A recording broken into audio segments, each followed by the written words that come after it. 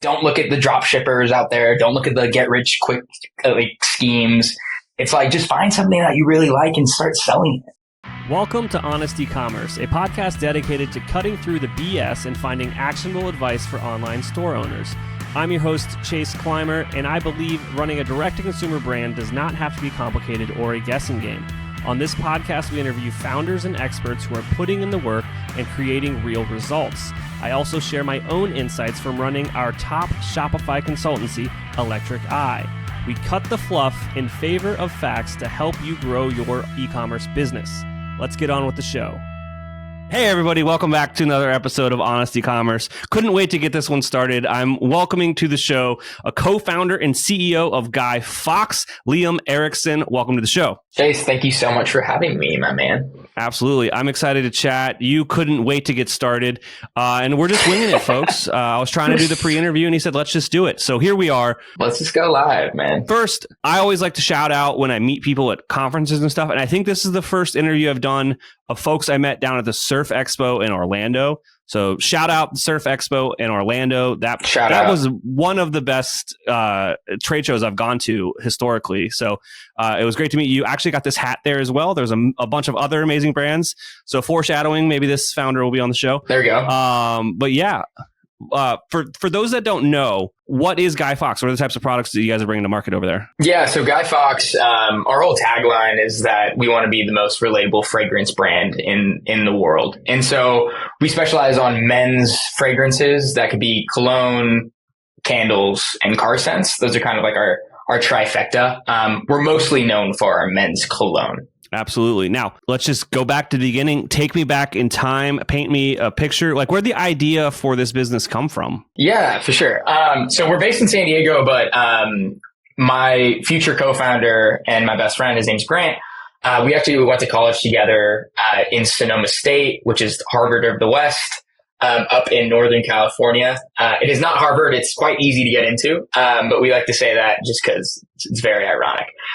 So the story goes in Guy Fawkes lore is that in 2014, I was a senior in college. And as a senior in college, number one, you don't know what you're doing in your life. And two, if you're a business major, you always think you're going to come up with the next business idea. That always resonated with me, whether it be doing random things around the house or coming up with random new ideas. So I worked at a hotel and I ran out of cologne. And I wore cologne, but I wasn't obsessed with the cologne. I didn't really have any affinity towards it. I just liked it, it made me feel a little bit more confident. I wore a suit to work. I'm 21, so I look kind of out of place at this nice hotel. I was like a concierge in front desk and not knowing really anything about wine or I kind of trained myself. So I just knew I liked it. I knew girls liked it and I knew I got compliments here and there. And so in 2014, where do you go when you run out of fragrance? I went to Macy's. So I drive my car to Macy's and I walked in and I remember that whole experience being the worst experience ever, right? We all walked past the Macy's fragrance counter. You get sprayed a ton of times. You get a headache. You have a pushy saleswoman that's kind of selling you on products that you don't even know. And I walked out of there with a $130 bottle of a cologne I couldn't even pronounce. And so on the walk back to my car, I was in my head, I was did I just black out? What, I don't even have $130. Why am I spending it on something that's not necessary? And in college, in my head, I always equated $10 to a meal. So I was oh, that's 13 meals. I was there's no way. So I actually walked back into the store and returned it. And I think I bought it on Amazon or a cheaper one on Amazon that would arrive back in 2014, would arrive a week later or something. And so I was willing to forego the delay to save a ton of money. And so on the drive home, I literally in my head, I was man, I'm a pretty good buyer. My friends would ask me, Liam, where do you get that shirt or those chinos or whatever that may be? And I probably consider myself a pretty confident men's buyer. And I was well, if that whole experience sucked for me, and I kind of know fragrances a little, but I know how to buy. How is it for Chase or any of my other friends out there that all have a bottle of cologne, but don't know what's in it, who makes it, and why is it expensive? And so that idea stuck with me for quite some time. So not to bore you with details or any listeners with details, but I started my career in San Francisco, worked in tech sales, did the whole thing, had an awesome experience with different startups. But that idea was always like my like $1 million idea in my head. And in 2018, I actually saved enough money to actually get started with Guy Fawkes. And the rest is history. So absolutely, one bad trip to the mall led to now we're one of the fastest growing men's fragrance brands in the country. So, it's a fun story to tell. I've said it so many times, but, yeah, man, it's a long road since then. 10 years, actually. It's been 2014, 2024. Yeah, I know. Well, now we're up to 2018, right? Now, how did this go from an idea, I want to start a fragrance line, to you have your first sample in your hand? What was that about? Yeah, so it honestly coming down to the confidence, to be honest. So like when I'm 21, I don't know really anything, right? I'm like, I want to move to a big city and hopefully make money and yada, yada, yada. And as my career progressed in tech, I was like, man, like I'm good at what I do. I like what I do, but it's not necessarily something I'm super passionate about. I like consumables. I like things that are physical.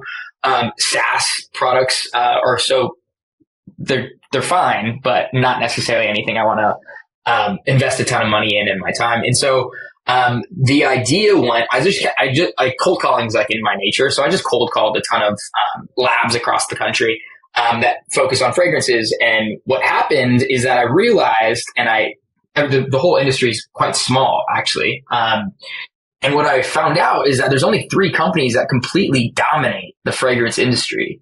And so when you walk into Macy's, like I did, all of those fragrance brands that you think are actually owned by Gucci or YSL or even Le Labo for that matter, all of them actually aren't even owned by those brands anymore. They just license out their names. And so there's only 3 companies that completely dominate and price fix and have those crazy ads of Adam Driver in black and white coming out of the ocean that I just don't resonate with, that my guys don't resonate with.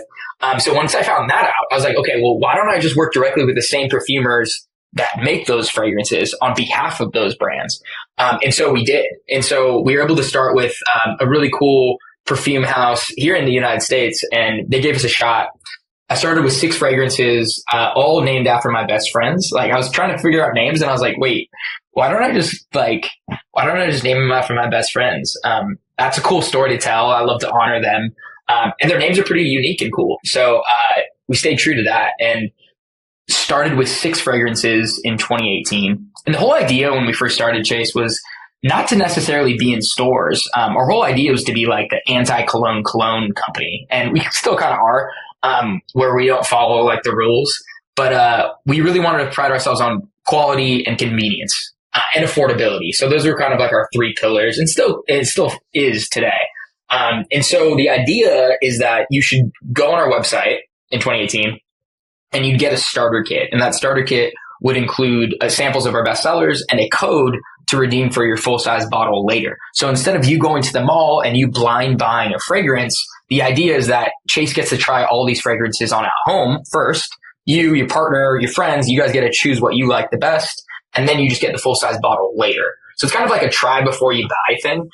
So that was our idea. And that's what we were really, really excited about.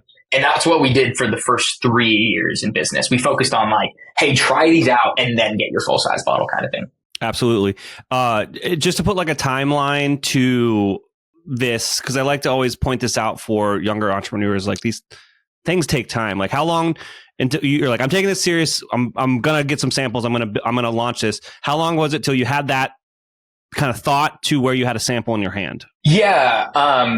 Like a finished sample, like we're ready to go kind of thing. Well, finished is there's an asterisk, you know, and it's the first sample. Yeah. So how it would work, right? People always ask like, how do you even make fragrances? So I would get off work and I'd go into Sephora and I'd try all these fragrances and I didn't know anything about them. I would just be like, okay, like Gucci Guilty, I like these notes that I think. I'd have to like Google what like Ecommerce smelled like, right? I was like, yeah, like I think I like that, or it's fresh or whatever. And so then I write notes, and then when we were able to work with that perfumer or that perfume team here in the United States, they were able to help me get off the ground of being like, oh, you like Gucci Guilty because of these elements. That's great. That's a good starting point. Let's riff off that. Okay, great. What other notes do we want to incorporate? What kind of vibe do we want to set?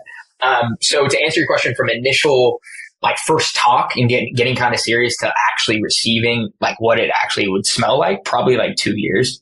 It took so long. Yeah. like in order to, yeah. That's what I want to point out to folks. It's like these things don't happen overnight, and it definitely takes some investment of time and energy. Especially like what about like just calling around and figuring out there was only 3 major players in the space? Like how long did that take? So that I kind of knew that after that college idea, like that whole experience at Macy's, but I didn't know because I was like, man, these all brand, like why are these all the same price and they all have the same vibe? Maybe I thought it was just the industry.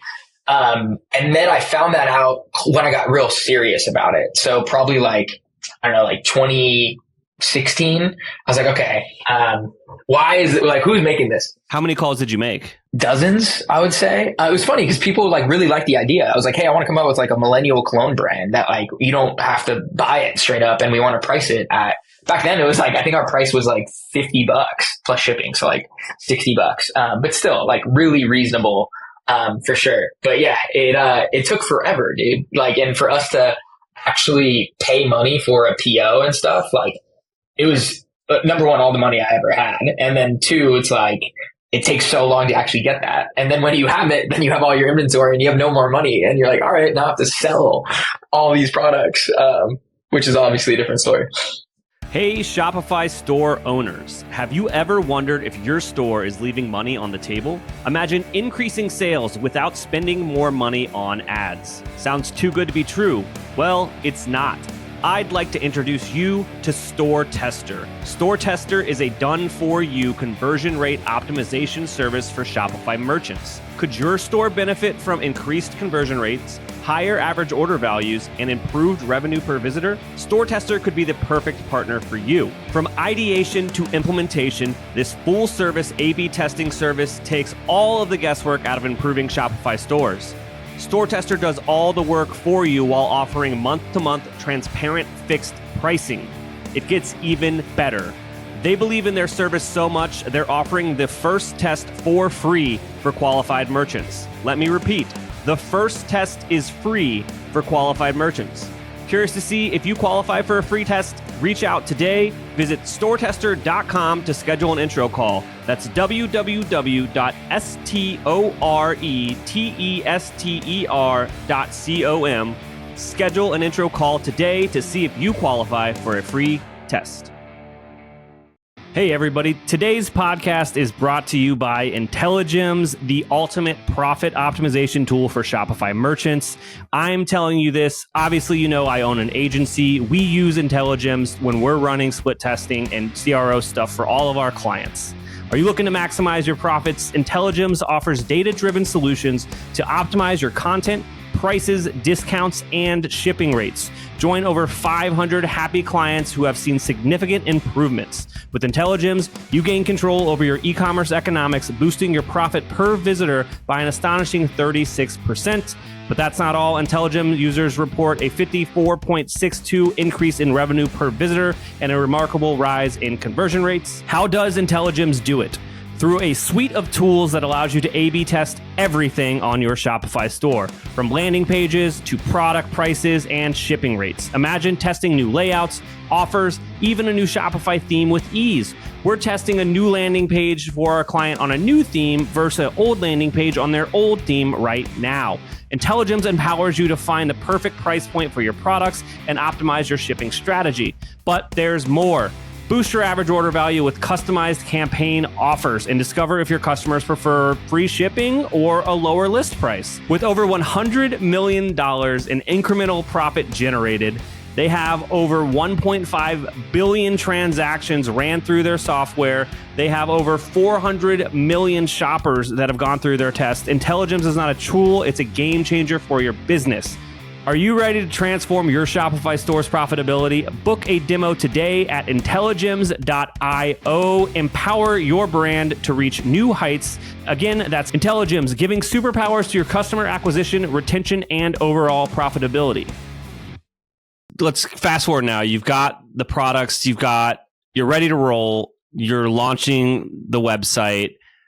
how do you get customers? How do you sell this thing? Obviously, we're going with the sample route idea, but how did you get people that weren't your friends and family to this website? Yeah, so what we started, what I wanted to do was do a Kickstarter campaign because that was like kind of the hot shit back in 2014. And so I already had the money for it, right? So Kickstarter's for money, but I wanted to parlay it for money as well as exposure. So I had all my, like, we filmed this epic campaign. Actually, to this day, it's like pretty crazy that we didn't even have like real products to sell. And the Kickstarter video is awesome. I think we raised like $10,000 in 3 days, which was amazing. And we're like, oh my God, it was like friends, family, as you can imagine, which was amazing. And then when we went live 6 months later, I was like, hey, how about we just, and Meta was kind of newish on ads. I was like, how about we just say like the ad is free samples, like free samples. And then hopefully someone buys the full size bottle later, right? So what we did, our whole marketing campaign was that we had like really low ad spend. I'm talking like, I think like $10 a day, if that, you know, like super low. And we'd be like, get free samples. And I'd make all these samples at home and like write a handwritten thank you card. And the idea was that when you checked out, you just pay for shipping. And we'd say like the shipping $7. Shipping would be like $4. And then like my unit costs would be like, let's just say $3 for like the little samples. So I'd be breaking even essentially on every single new customer. And the hope obviously would for them to be converting to a higher bottle, which is the bigger price point. So we did that for like thousands of samples. And the idea is like, who's going to trust us? We haven't been on any blogs or press or whatever it may be. And so that like really helped kind of get momentum of just brand new users and getting that user feedback. I mean, I think that you've said so much stuff here that's just brilliant that you can use, obviously, if you're starting a cologne brand, but like not even just beyond that, like any sort of consumable men's or women's like it kind of like line. So, you know, free plus shipping as a foot in the door sample offer, like that stuff goes wild in the makeup space as well. And then just your funnel, you mentioned it earlier, and I'm going to like bring it back up, which is just like these days you're really pushing the sample pack and then asking them to convert into a full size bottle after the fact. Because I think a lot of people, especially now with ads being expensive as hell, they get caught up in like trying to build out ads for each product, especially when you're bringing people to a net new brand that they're not as familiar with you. And like, especially when you have different fragrances or flavors, etc. Sample packs are just it gets rid of the decision in the process because there's analysis paralysis. You got 12 things and I'm not familiar. Like most people are just going to balk and be like, I don't know. And then they're done. But if you're like, try them all at once for this price, then people are like, it's a lot easier to ask. Oh, for sure. You hit that spot on. And to go off your point too. So when we first started, like, I guess I said it incorrectly. When we first started, like you get a sample pack. You can choose, we had 6. So you can choose, we call it like the LA box, the SF box, or, and those are free, or you can get all 6 of them. And we just call it like the 6 box or something. As of last year, obviously acquisition costs have been huge and just grown and our ads are more efficient, but the costs are higher. So like, it's just like kind of the worst tax of all time now with Meta. But really like our only way to market to the masses and ease. Anyway, so now, we turned off sample sets, which is like you get like all of them and then you try them later. And then we just push our starter kit. So we get your money up front. So you give us $88 and we're like, great. No problem, Chase. We got you. And we send you the sample kit and then you get a code to get for your full size bottle later. So still less than $90. And you get all of them to try. So the process is great. It's just, we get your money up front because as a business, like we can like the conversion rate from people doing sample sets to hopefully buying, wasn't as great where we could just be like, I'm just going to force Chase to buy it. Cause we know he's going to be happy, right? Our return rate is less than 1%. Our return rate is less than 1%. So like I say that not jokingly, but like I'm super proud of that because every flavor, right? We have 10 fragrances. Like if you don't like all 10 of them, like we are just not a good fit and you could totally have your money back. And it'll of course have a 30-day money back guarantee. But I use that to say like it was kind of fast forwarding a lot of years, but like it just gave us a lot more confidence when we're like, yo, how about we just give them one option? Rather than being like, hey, Chase, you could buy the sample set for $35. You get the starter kit for $88. You could also just like get a couple free 2 ml samples, individuals for like $6. I'm like, no.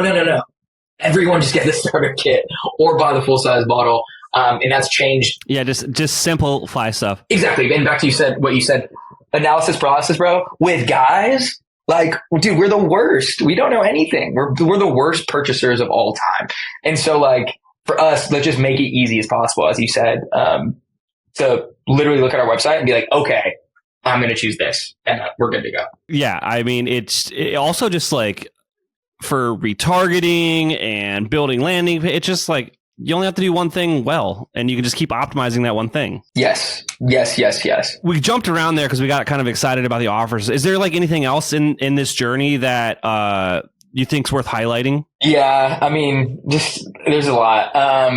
What are some highlights? I mean, dude, I had a full-time job. I literally had a full-time job for 3 full years. Like, so I was at my startup, and then I was like one of their top AEs, account executives. And then I finally got enough money to take it full time.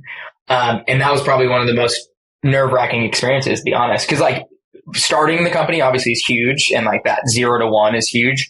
But like me taking it full time, me not having benefits, like me paying my rent in San Diego and I'm living in downtown, it's like, it's a huge, huge risk to like pay my rent with things that smell good. So now I tell like my team, it's just like, guys, like nothing's too serious. Like we sell things that smell good. Like that's it, and like, obviously we have bigger stories and visions, but like when we want to distill it, like, I don't know. I think back to your point about how long did it take, dude, it took 3 years for me to go full time, 3 full years. And I was like, working at nights, sweating and like writing handwritten thank you cards on the freaking San Francisco Muni bus, like I think people always want like you guys are killing it now. It's like, yeah, kinda, hopefully, but like, it just like the work that you put in, and our parents always tell us that, right? Like, it's like the work that you put in hopefully will lead to fruition later.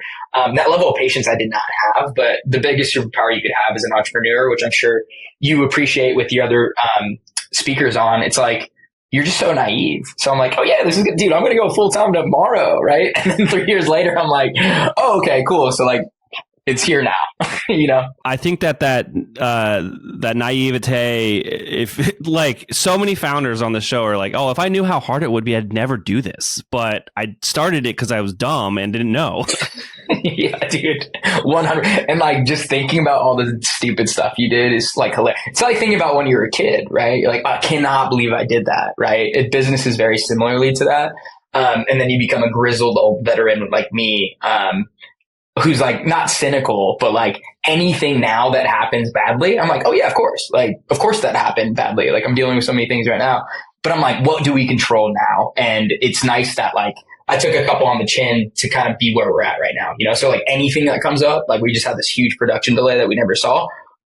We ran into something similar like 2 years ago, right? So it's like, it's all good. We got it. It just reps. Yeah. It's like, as long as no one's dead, you can figure it out, right? I think that a lot of entrepreneurs, again, talking about analysis paralysis, like from the entrepreneur side, they always get caught up in this idea of making the perfect choice. None of them are perfect choices.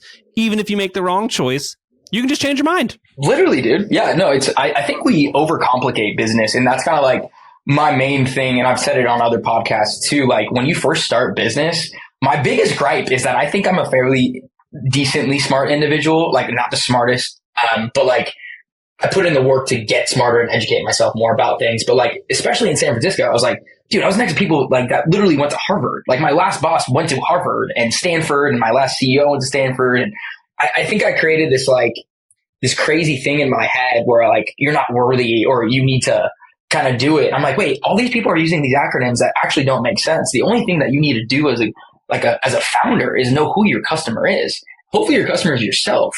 And then you're like, all I need to do is create products or services that I could resonate with and I could create for myself. And I think we just make it way too complicated purposely, right? To kind of almost like gatekeep. But like, dude, business is so simplistic. Like I got audited by a CFA the other day, paid him thousands of dollars. He's like, yeah, you guys' books look good. I was like, great. Thanks. Like that's it. I'm like, oh, cause I know my business. I know what it is, but it's not like it's revenue minus how much shit you've paid for, marketing, COGS, equals your profit, right? There's not a fancy equation.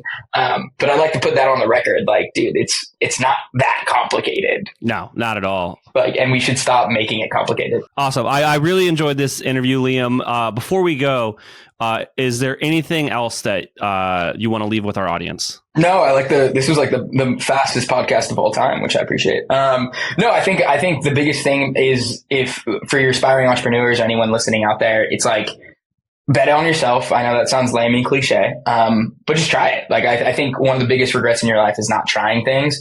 How I started the company, I was flying over South Africa, and I was thinking about this idea that stayed with me for at that time 7 years. And I wrote in my Apple Notes, I was like, Liam, you don't need to be the next Steve Jobs. You just need to be the next successful entrepreneur. And that, like, to this day, it's like in my phone, it's screenshotted at that time. And yeah, I think just trying it, man, and like being super stoked about things that you truly like is the only thing I really care about. You know, don't look at the drop shippers out there. Don't look at the get rich quick schemes. It's like, just find something that you really like and start selling it, and that's it.